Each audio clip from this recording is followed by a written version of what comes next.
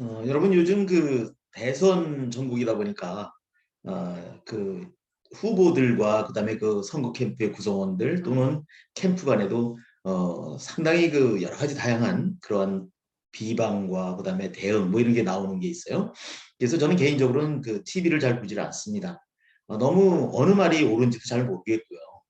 거의 보면 상대방을 비방하는 것만 있지 내가 무엇을 어떻게 하겠다는 게 좀 적지 않나 그런 그 생각이 들어요. 그래서 대선 후보자들 자체가 우리 국민들을 위해서 무엇을 어떻게 하겠다고 하는 그런 비전을 많이 제시하는 게 더 필요하지 않을까 그런 아쉬운 생각도 개인적으로 하고 있었고요.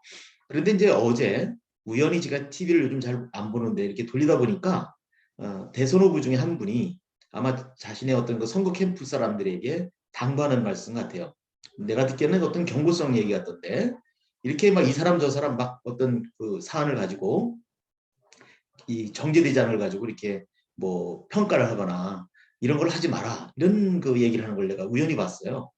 그래서 저걸 보면서 아 이제 저걸 알았나 그 대선 후보자가 볼 때 결국 이 사람은 이 얘기하고 저 사람은 저 얘기하고 그러니까 뭔가 그 내부가 분열이 돼 있고 단결돼 있지 않은 것처럼 보였나 봐요.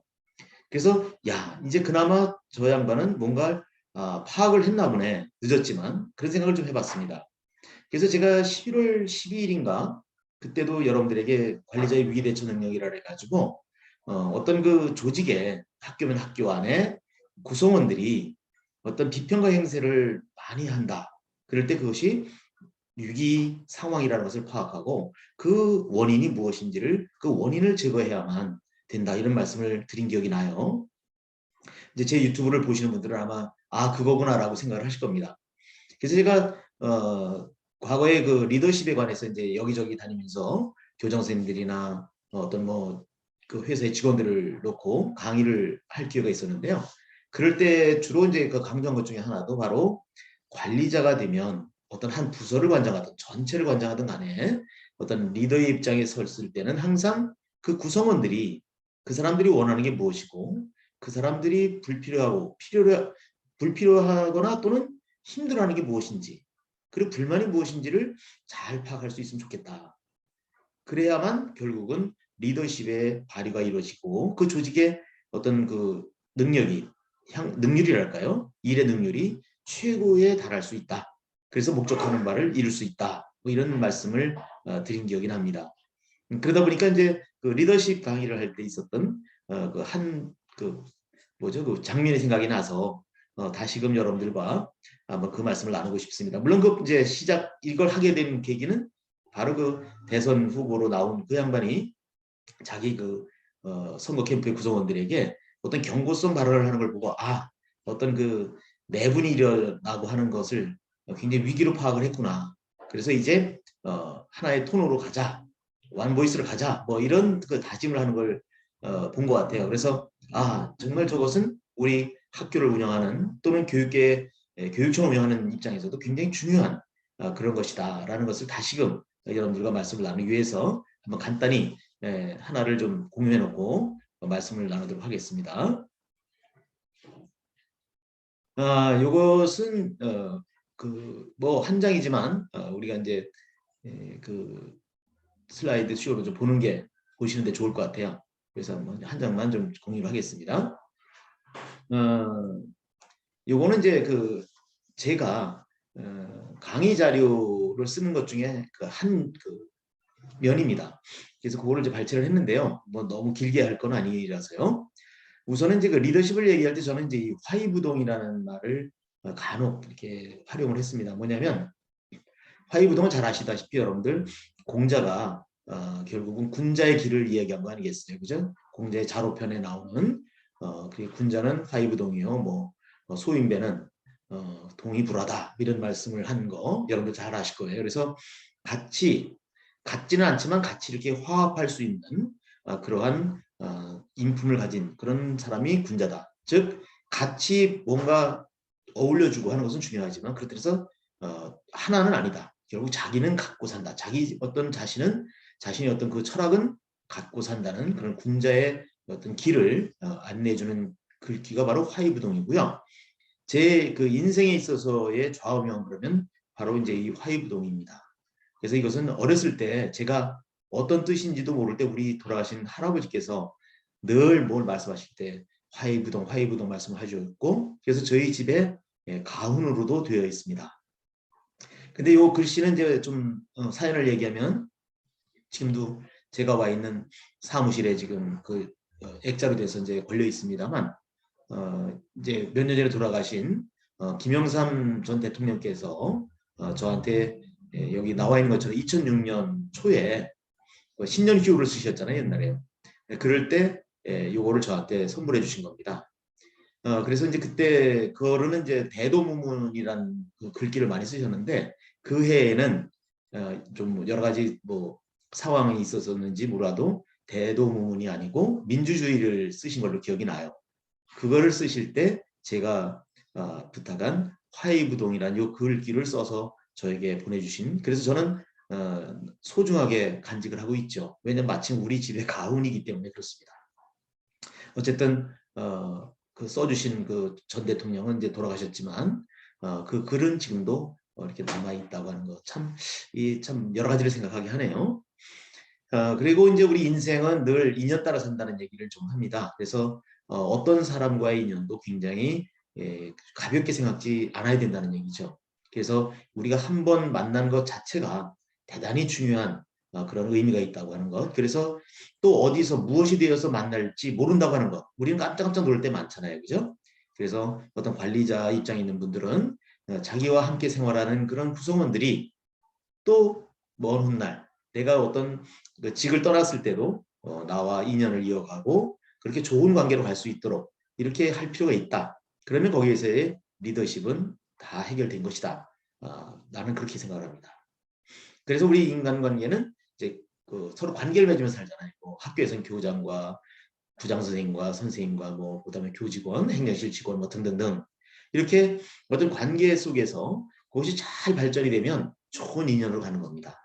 그래서 인생은 인연 따라 산다는 얘기를 할 수가 있는 거죠.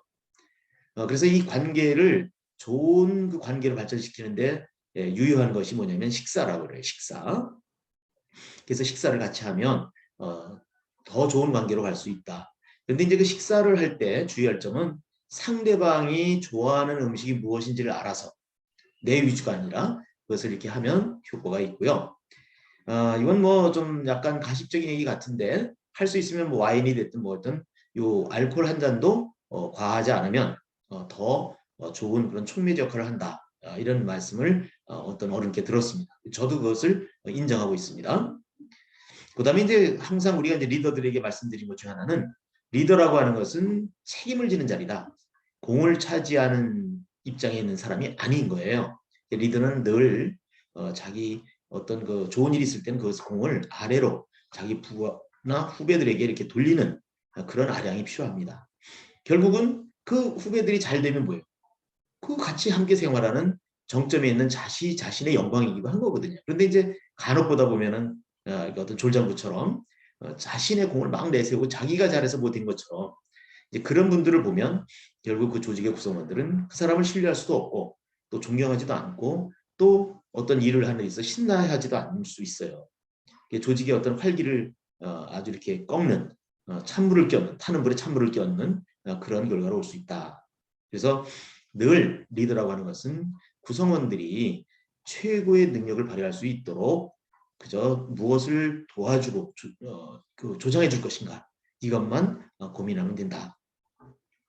그래서 이제 아까 말씀드린 것처럼 밑에 나와 있는 것처럼 그러면서 항상 늘 살펴야 될 것이 우리 학교면 학교 그 안에 구성원들이 어떠냐 서로 우리 뜻을 함께해서 쭉 가고 있느냐 아니면 그저 제각각 이건희 전 콩이니 파치니 하는 비평가 행세를 하고 있는가 이거를 볼 필요가 있다는 거죠. 만약에 구성원들이 비평가 행세만 할 때 이건 우리 학교는 위기다. 우리 국가는 위기다. 이런 생각을 할 필요가 있는 거죠. 내가 그래서 어제 우연히 그 대선에 나온 그 후보가 자기 그 당의 선거 캠프 구성원들에게 하는 메시지를 전달하는 그 장면을 우연히 TV에서 보고 다시 한번 이것은 우리가 기회가 되면 내가 어떤 유튜브에 올려서 강조할 필요가 있겠구나 싶어서 제가 공감되는 바가 있어서 이 말씀을 드리니까 결국은 우리가 뭐 비단 학교뿐만 아니라 그 가정에서도 마찬가지죠.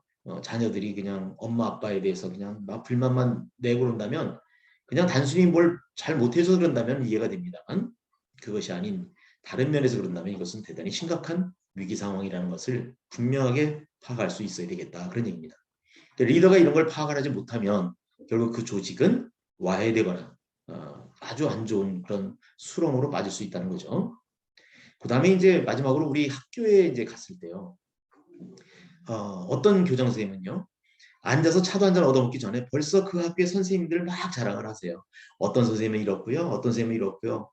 물론 이제 끝은 그러니까 우리 학교 좀 아쉬운 점을 좀 도와주시면 좋겠다. 이렇게 나가겠죠. 그런데 내가 이걸 왜 느꼈냐면요. 서울시 부교육감을 할 때 이제 권한대행을 하다 보니까 여러 학교를 많이 다녀봤지 않겠어요? 근데 뭔가 잘 되고 있는 학교, 열악한 지역이지만 열심히 하는 학교라고 하는 데를 가보면 거의 공통점이 그거더라고요. 교장 선생님들께서 첫 일성이 다 그 학교의 선생님과 직원들을 자랑하시는 거예요. 그런데 그 선생님들이 이렇게 열심히 하면 결국 그 학교가 그만큼 훌륭한 교육 활동을 하는 학교 아니겠습니까? 그럼 거기 수장이 누구예요? 바로 그 교장 선생님이잖아요.